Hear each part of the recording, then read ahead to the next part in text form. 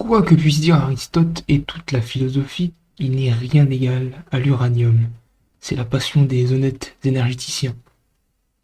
Qui vit sans uranium n'est pas digne de vivre. Non seulement il réjouit et purge les besoins humains, mais encore, il instruit les âmes à la connaissance, et l'on apprend avec lui à devenir honnête homme, à découvrir le gagnant de Top Chef, le dernier film tendance ou la météo. Ne voyez-vous pas bien, dès qu'on comprend de quelle manière obligeante on en use sans modération, avec tout le monde, et comment on est ravi d'en donner à droite, à gauche, à sa télé, à son frigo, à son four, à son portable. On n'attend même pas qu'on en demande, et l'on court au-devant du souhait des gens.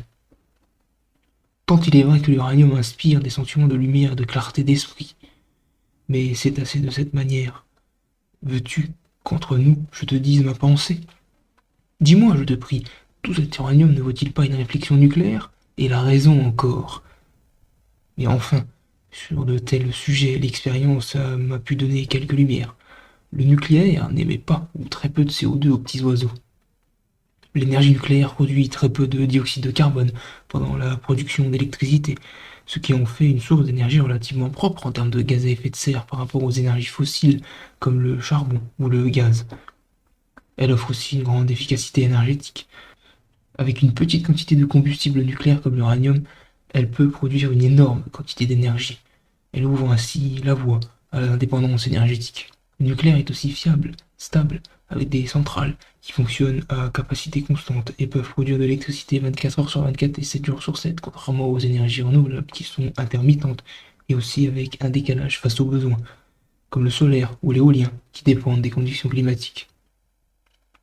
C'est aussi une technologie en perpétuelle évolution, comme les réacteurs à fusion, les SMR ou les réacteurs de quatrième génération.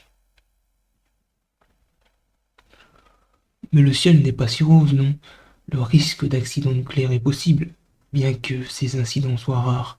Les accidents nucléaires comme ceux de Tchernobyl ou de Fukushima ont montré au monde les dangers potentiels de cette technologie, surtout de l'ampleur de ces incidents. Ces événements ont des conséquences dévastatrices pour les populations, l'environnement et l'économie également. La gestion des déchets est aussi un énorme problème. Les déchets nucléaires sont extrêmement dangereux et restent radioactifs pendant des milliers, voire des millions d'années. Leur gestion et leur stockage à long terme demeurent un défi technique et éthique. Il n'existe pas encore de solution définitive et universellement acceptée pour leur gestion et la France a entrepris celle de l'enfouissement.